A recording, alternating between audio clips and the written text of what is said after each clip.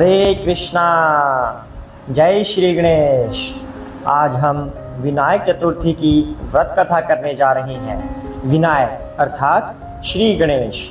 पुराणिक कथाओं की मान्यता के अनुसार ऐसा कहा जाता है कि जिस किसी पर गणेश जी की कृपा होती है उसकी सभी मनोकामनाएं पूर्ण होती हैं, उसे हर क्षेत्र में सफलता हासिल होती है।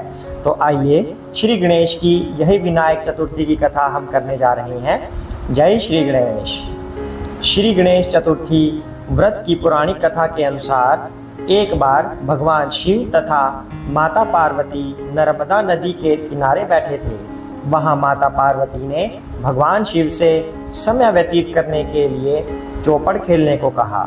शिव चौपड़ खेलने के लिए तैयार हो गए, परंतु इस खेल में हार जीत का फैसला कौन करेगा, यह प्रश्न उनके समक्ष उठा।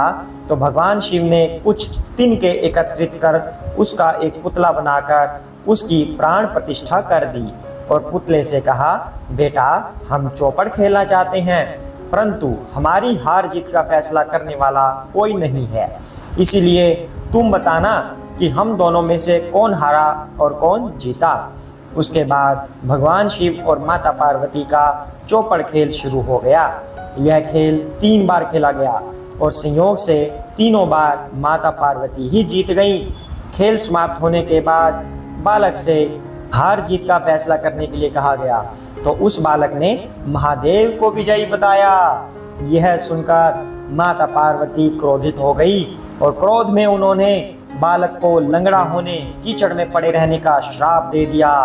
बालक ने माता पार्वती से माफी मांगी और कहा कि यह मुझसे अज्ञानतावश हुआ है, मैंने किसी द्वेष भाव में ऐसा नहीं किया। बालक द्वारा क्षमा मांगने पर माता ने कहा, यहाँ गणेश पूजन के लिए नाग कन्याएं आएंगी, उनके कहे अनुसार तुम गणेश व्रत करो, ऐसा करने से तुम मुझे प्राप्त करोगे।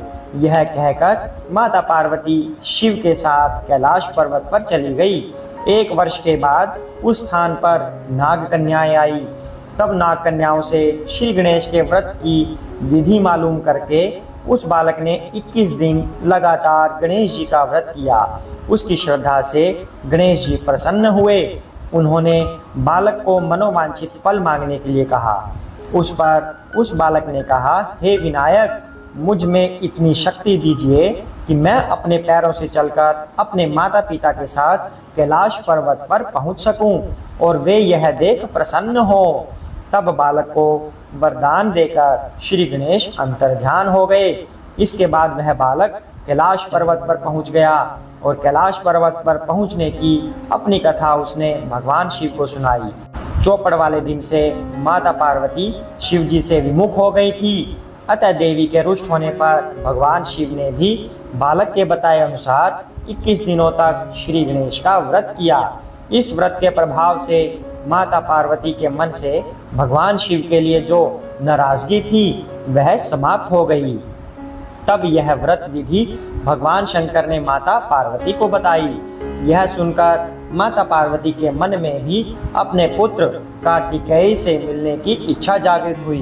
तब माता पार्वती ने भी 21 दिन तक श्री गणेश का व्रत किया तथा दूर्वा, फूल और लड्डुओं से गणेश जी का पूजन अर्चन किया।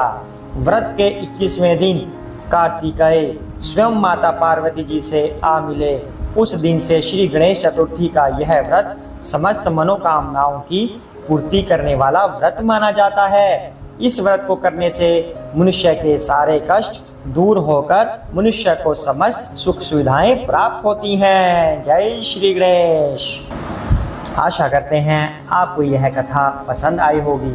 अगर आपको यह कथा अच्छी लगी तो चैनल पर बने रहिए। इस तरह की व्रत त्योहारों की कथा चैनल पर आती रहेगी और कोई ना कोई पाठ भी अवश्य होगा। जैसे इस समय श्रीमद् भगवद गीता का पाठ चल रहा है, बहुत ही गूढ़ नॉलेज श्री कृष्ण हमें दे रहे हैं, तो उस पाठ को भी सुनिए और अपने जीवन को सफल बनाइए और आध्यात्मिकता की ओर बढ़ते चले जाइए। हरे कृष्णा। जय श्री गणेश।